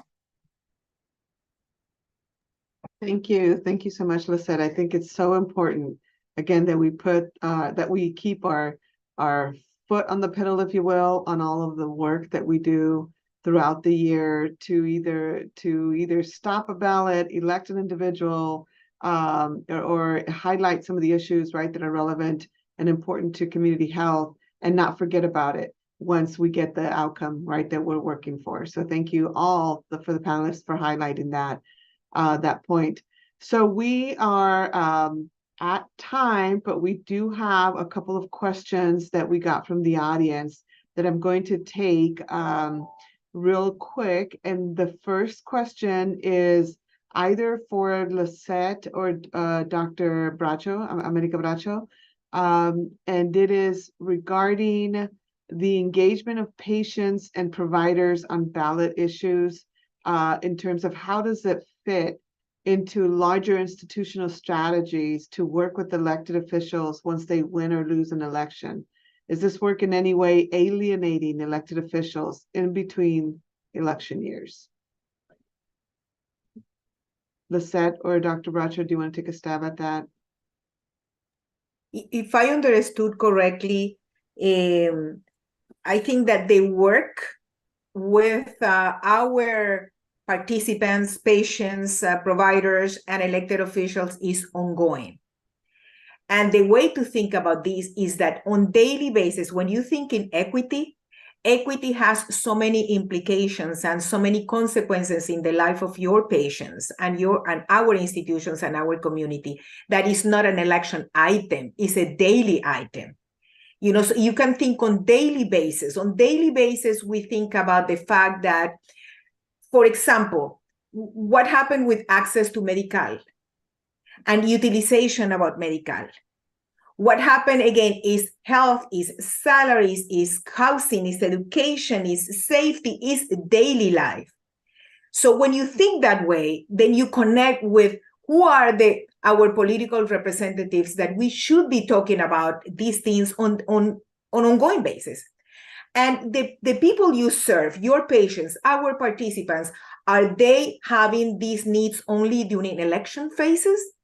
Again, this is on daily basis. So as we see, if you see that your patients have major issues of transportation, and then we see that transportation actually is not getting to their neighborhoods, you have in your hands a policy item.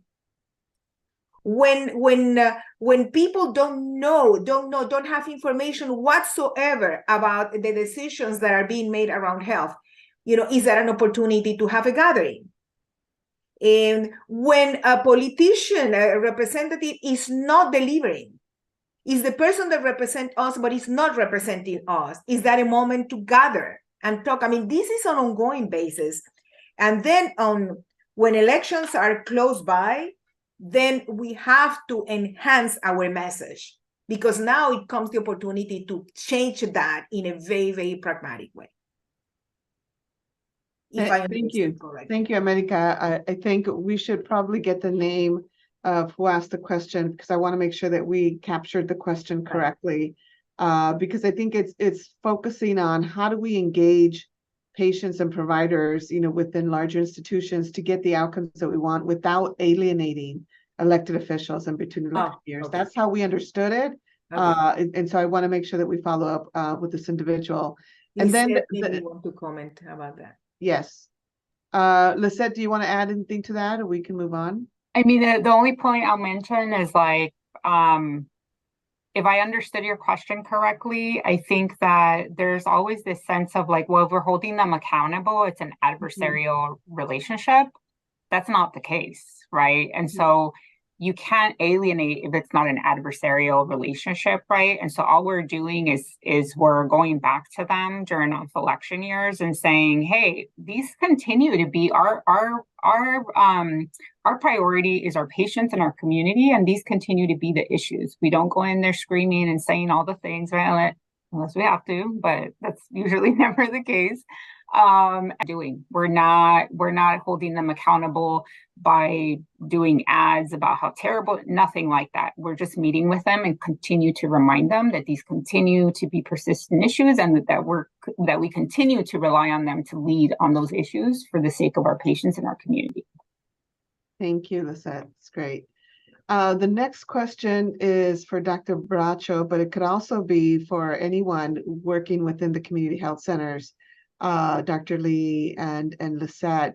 The question is talking about the investment and the return on investment of time and resources for community health centers to focus on civic engagement practices when the clinics are already stretched so thin. How do you justify that? So again, the question was for Dr. Bracho, but so feel free to comment on that, Dr. Bracho, but I think I maybe will comment, but ours is a community-based organization, is an independent nonprofit, and we are not a clinic. So we have specific resources, but there is also a philosophy, a mindset. When people ask me, America, do you have money in your organization to work on women's health? We don't need money for that. Everything we do will pay attention to women's health. Do you have money to defend immigrant rights? We defend immigrant rights, regardless of money. I mean, in everything that we do. So the civic engagement is in everything that we do. When you put a little table outside your community health center and you bring other partners to promote the vote, you are doing the work. So you don't need to think that you need to now sit down and have these many resources to then activate the vote. There are plenty of organizations that do that. You just have to devote a little bit of time to organize that. It doesn't have to be the physician. It can be another person in the clinic. It could be a committee. My call will be to make it personal. To make it personal. This is not about the doctor. We are so fragmented. But if we defragment, America is an activist, and is a woman, and is a Latina, and is a mom, and all of this agenda is my agenda. So when the clinics see this as, you are activists, you can make the health of our communities better, not just because you are doctors, just because you care and you are aware. Then it's almost like that type of mind take you into ideas and partnerships. Lisette? Yeah, I would say big ideas don't always come with big price tags at both sweat equity, right, and financially. It requires innovative thinking. And so what I would encourage folks to look at is, what are all the layers of entry points or of access points to staff and patients, right? Which is what we do. This is an integrated model. It is not an entirely separate program that we run, which means that, for example, we have new hire orientations at Altamed. We now have a 15-minute presentation in every new hire orientation. It does not deviate in any way from what folks have to go through already. We have a residency program within Altamed. We now have a 30-minute civic engagement training that is incorporated to that. we have a in-network screensavers that run throughout all of the staff laptops that are assigned to you and when you use the network. Every election cycle for every deadline, we have a running screensaver. That is something that's already going to happen. We have for folks who are from LA or have seen us have seen our corporate office in Commerce, we have a jumbotron there. When you drive by the freeway, that's already there. So when we host the vote center, we actually have signs there that say, like, you can vote here, like you can get off the freeway and vote here on this day. And so it's important to map out what are all those entry points that don't require additional investment, right? We have staff burnout. We are limited in provider staffing, limited in nurses, right? All the things that we are all going through. And so that is the reason why it's important to get innovative with big ideas, big returns, lower price tag, is looking at where are we already having access. We have TVs in our lobby areas that are usually already running kind of all this information around flu vaccines and COVID vaccines. We usually will integrate another like 2-minute revolving video around like, hey, did you know that there's an election coming up and here's the deadline, etc. We develop T-shirts for all of our patient-facing staff to say "My Vote, My Health" that they all wear on Fridays, right? And so it's things like that, right? It's thinking in an innovative way that is not going to contribute to the capacity issues that are already existing at our clinics.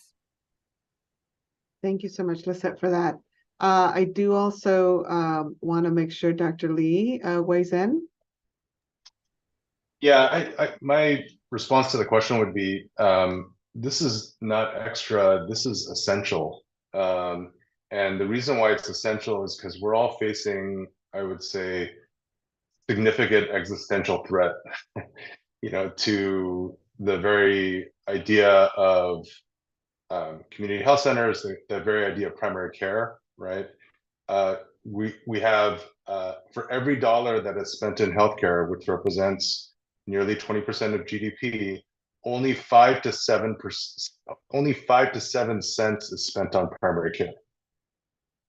Imagine if we had a way to double the budget, right, for everything that we all do, and what we could make happen. And that's also in the significant headwinds of significant workforce shortages. And if we just put our heads down and work on taking care of what's just like in front of us, we're not going to be at the table, we're going to be on the menu. And so I think it's really essential because of this existential threat that we show up and we leverage our voices. And to be honest, I mean, this is pretty much the reason why health centers exist today, is that it was a movement, right? And if I think this is bigger than any of our, I would say, individual operational challenges. This has to become part of the fabric of what we do, not only to make health primary for the communities that we serve, but ultimately to ensure that the movement stays alive and well, knowing that we're also going to be seeing many more become eligible for Medi-Cal here in the coming calendar year. So we have a responsibility, and this is not the time to shy away from it. We have to lean into it. Thank you. Thank you so much, Dr. Lee. And you're absolutely right, right? This is why we exist at the end of the day. So thank you, everyone. Thank you to the audience for these thoughtful questions. And our speakers for your thoughtful responses, but I do also want to thank Sonia Turisky. I apologize if I'm not saying your name correctly, but thank you for offering to facilitate a meeting with the Orange County Assemblywoman Lori Davis, Assembly District 74. We have your contact information and our team will touch base offline. So again, before we move on to the next section, thank you so much to our panel of speakers, Dr. Lee, Dr. Bracho, Lisette, and Lucy, for taking the time today to share your insights and perspectives with us. I appreciate your time. I appreciate your dedication and commitment to the work that we're collectively doing. We are now transitioning over to the civic engagement in action. So today we are joined today by Cynthia Romo. Cynthia is a proud daughter of Mexican immigrants who raised her to believe in herself and advocate for her community. Cynthia believes in the importance of representation and inclusivity to better help our communities and understands the importance of accessible and affordable healthcare. She serves as the Associate Director for Civic Engagement at Altamed. And in this session, we will discuss Altamed's strategy for integrating civic engagement and health into their operations. And with that, Cynthia, I pass it on to you, and the mic is all yours. Thank you, Isabel. Again, I'm Cynthia Romo. I'm been with Altamed for 7 years, and actually I'm an immigrant myself. I'm from a little town in Ensenada, Baja California Norte. But I'm very thrilled and happy to present our model. And I know, as Lizette mentioned, it can seem a bit daunting and intimidating, but let's take it step by step. So I will share very briefly a presentation on our integrated civic engagement model. And I do want to say and preface with this, when we talk about civic engagement to other community health centers or to other our patients, our community, my family, we say, well, I'm not interested in politics. I don't want to get involved. And we usually say, and I say, well, politics is what gave us immigration policies that allowed actually myself to come and stay here in the 80s. They gave us, the war on poverty in the 1960s, in which FQHCs were born out of, which we have ingrained in our DNA, social justice. So when people say I'm not interested in politics, well, I say politics is definitely interested in you. So this is where we decide if we want to be spectators or we want to be participants in this. And for kind of like to layer this, and I know it has been mentioned before, we have, as community health centers, we are the trusted messengers in our community. I myself am a community health center patient, along with with my family, with my little ones, and we understand that 80% of our health is outside of what happens in the exam room. There's only so much we could do within the exam room, so much medication we could prescribe within our clinics. We need to start addressing the issues outside, and we need to include our patients in our community in the decision-making and the participation. We advocate with and for our patients in our community. And again, why does this matter to Altameda Community Health Centers? Because we've seen a lot of adverse health effects in our community. And like I mentioned, there's only so much we could do inside the exam room. And I did want to say this, I believe Lizette alluded to this slide of we are where our community needs us the most.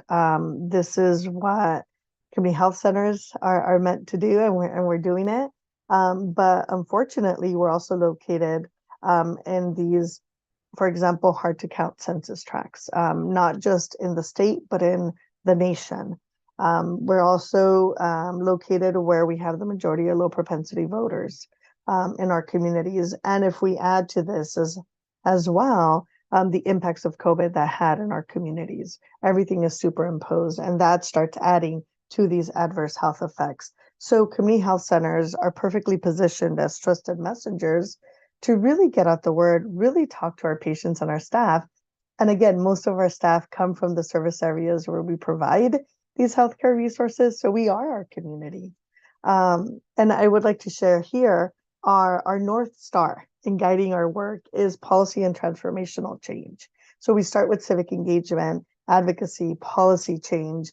We talk about ensuring a full count, representation, fair representation in our communities. And we start engaging a lot of conversation around our elected officials, and not just sporadic engagement. It has to be continuous engagement. And it's the same with our patients and staff and community.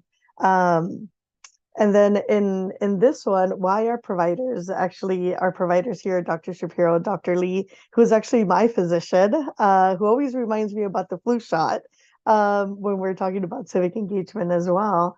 They are the most trusted messengers in our community. And they're also the ones that are engaging other providers to get out the vote as well. And now we get into our integrated civic engagement model, where we talk about engaging our patients, engaging our staff, and engaging our community through other trusted messengers, which are other CHCs, which are other CBOs. And I will say this, most of my background is in clinic administration. So I understand when we say, well, you know what, front office staff, we really don't have a lot of time. But not to worry, I've been there. I've been checking in patients, and this is how we integrate within clinic processes without disrupting them. This model that we have, and unfortunately, I won't have time to share a video, but it's on our website, myvotemyhealth.org, on how you could take the certain materials that we'll have available, turnkey tools, toolkits, to inform our patients from the very beginning, as soon as they call your center, as soon as they walk through the door.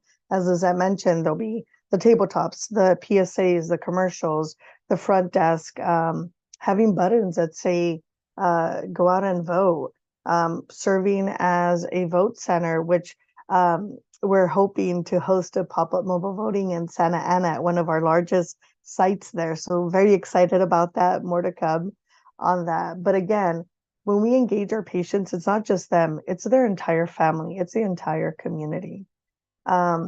With staff engagement and as well with patient engagement, I will say this, we sometimes run with fear, and we're pushed by fear, and our community is, we have to change that narrative and use the same language of the powers of the community, and we have to advocate for that change, not through fear, but through more positive engagement, of course. So regarding staff engagement, I will say that we do have, we engage our staff as I previously mentioned, through new hire orientations. We talk to leadership, we talk to our providers and nurses. So one, we could engage our colleagues, but also engage our patients. Community engagement as well. We go door to door. We call our community, we text our community. But again, it's having that conversation that's not sporadic, but it's a continuous engagement. I am sharing here, these are some of our materials that will be available to download, to share with everyone. So we don't have to reinvent the wheel. We could share these, displaying, campaign materials in the clinic. And this is where I come in my clinic administrator hat, and where is the best place to put these, and how can we engage our patients? We've also used this model for different campaigns with redistricting, with being counted in the census, with our Andale que Esperas campaign, which is our COVID vaccination campaign as well. I did want to get here to our best practices and lessons learned. What we've learned since 2018 is that consistent communication, of course. From there is sharing the collaboration with other experts in the room.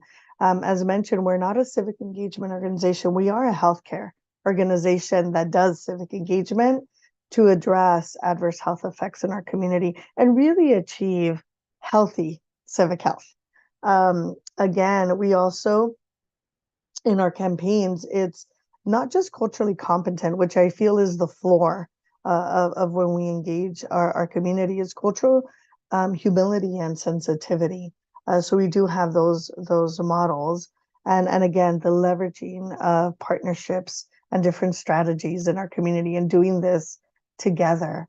The tips actually were very successful, and just keep in mind, you don't have to do everything. And if even a small effort has huge impacts on our patients and our community, one could start talking to leadership in your clinics. Start connecting the social determinants of health to what's going on inside the clinic. Also socializing that plan. What are the departments we could talk to, and really align different efforts, and really making the plea, because we're all here for our community, for our patients. And how do we make that distinction between civic engagement and what is quote unquote politics. And then from there is, as I always say, is celebrate the small wins. Really recognize the champions that are in your organization, to really highlight the work there. So I know, I believe this was mentioned already. We have our statewide My Vote, My Health program with our wonderful partners here that we launched in October, and we'll be continuing to do wonderful work. So it is an open invitation for other community health centers, other community-based organizations to join us on this effort for the 2 elections that are coming up in 2024 to really advocate for civic health. Again, all the materials are on our website. Follow us on social media as well for any updates, any webinars that we will be having actually for next year. So again, please don't let this be a taunting and very scary program. It's actually starting little by little, and you have the experts in the room, and we could share the different resources. Again, we're here for our patients and for our community. Again, a big thank you to our hosts here. Let's stop sharing very quickly. Again, we're here, we're available, and again, with numbers comes strength. So a big thank you. And if there's any questions for me, they'll be great. If not, we can answer them at a later time. So I'll hand this back to you, Isabel. Thank you very much. Muchas gracias. Great. Thank you so much, Cynthia, for such a powerful and passionate presentation, and for all the great tools and resources you introduced to all of our participants and anyone who wants to reintegrate or integrate civic engagement into their setting, or what to partner with health centers around civic health and engagement. Thank you for all those examples. So again, we are closing out the Coffee Connections event, and I want to thank all of our speakers today. Your insights, expertise, and passion for civic responsibility and civic health is truly inspiring. It's a conversation that we need to continuously have, again, throughout the year, and not just only when elections are around the corner. And our discussions today have illuminated the critical intersection of civic engagement and the future of Orange County. So as we went through our discussions, we noted down some key takeaways.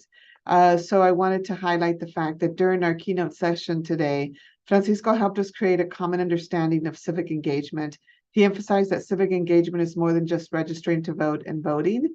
He shared that civic engagement is about showing up to meetings, writing letters, joining coalitions, participating in the census, and making your voice heard. He also reminded us what's at stake with the upcoming 2024 elections and ballot initiatives. So the first one was the MCO tax initiative, which is permanently to use permanently dedicated funding to expand access to healthcare by supporting healthcare workers and medical providers. Talked about elected officials representing our communities at the local and federal level and determine where we spend our tax dollars. At the local level, Huntington Beach City Council is proposing voter identification requirements amidst the upcoming 24 election. During the coffee chat segment, Dr. Bracho shared that civic health is connected to our constitutional and human rights, and it is also connected to our ability to create new rights, new policies. Civic health helps us practice our civic power with an emphasis on the importance of voter education with meaning and voter mobilization. Lisette shared, I want to go back to Dr. Bracho. I think one of the things she mentioned, or maybe Lisette, one of the speakers really highlighted the fact that we can't be spectators. I'm sorry, it was Lisette. So Lisette shared politics and government is not a spectator sport. Based on the communities we serve, we can't wait to see what happens to us. If we want to create a culture of civic participation and transformative change across election cycles, census, we can't be spectators, we have to be participants. I think that's so important. We just can't sit on the sidelines. Because if we do, we won't have the opportunity for our community to be seen and heard. Lucy emphasized the importance of understanding the barriers our community members are facing, listening to what they need and want, and providing solutions that meet their needs. She shared strategies such as ballot boxes to make it easy for community residents to vote, town halls to provide education to our community. And then Dr. Lee shared 3 key points. Don't let perfect be the enemy of good. For community health centers, if you're starting a new program, don't get held up on being perfect, just start. Equity doesn't happen by accident. That's the second one. It has to be intentional. You mentioned the public health index. When you see equitable distribution of resources, you do get better health. And third, as shared in the musical Hamilton, you got to be in the room where it happens. Sometimes that room is going to be uncomfortable, but that's okay. Be thoughtful, learn how to code switch, speak the language to get your point across. And during our civic engagement in action, Cynthia shared 80% of our health is outside of what happens in the exam room. Again, extremely critical. Therefore, we need to start addressing the issues on the outside. We advocate with and for our community. She shared that community health centers are where communities need us the most. We are located in hard-to-count census tracts, also located where we have a majority of low-propensity voters. Therefore, community health centers are perfectly positioned as trusted messengers. She also shared Ultimate's North Star is focused on policy and transformation change, and continued to share it's not just the community health centers as a delivery system, but it's the medical providers that are the most trusted professionals in the community. Cynthia shared best practices and lessons learned, coordination and recurring and consistent communication, shared spaces for collaboration, unified messages and calls to action, cultural relevance as the connective tissue. And she shared some tips on how to build civic engagement sites, again, going back to some of the questions we had from the audience.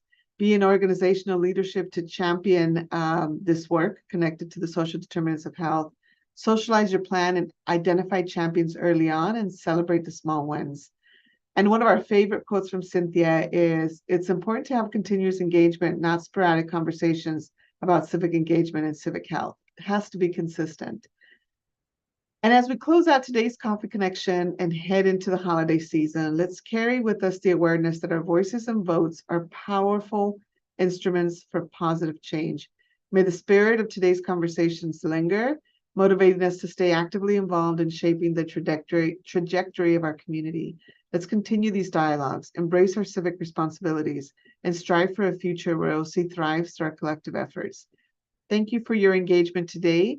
Thank you to our speakers again for their insights, and for all of you for your commitment to building a healthier, more vibrant Orange County. We will see you in the new year, even with more topics and conversations through our Coffee Connections. Each of you will be receiving a survey where you can share your thoughts on Coffee Connections and share any topics you want to hear about next year. Please be sure to complete it. Thank you again and happy holidays.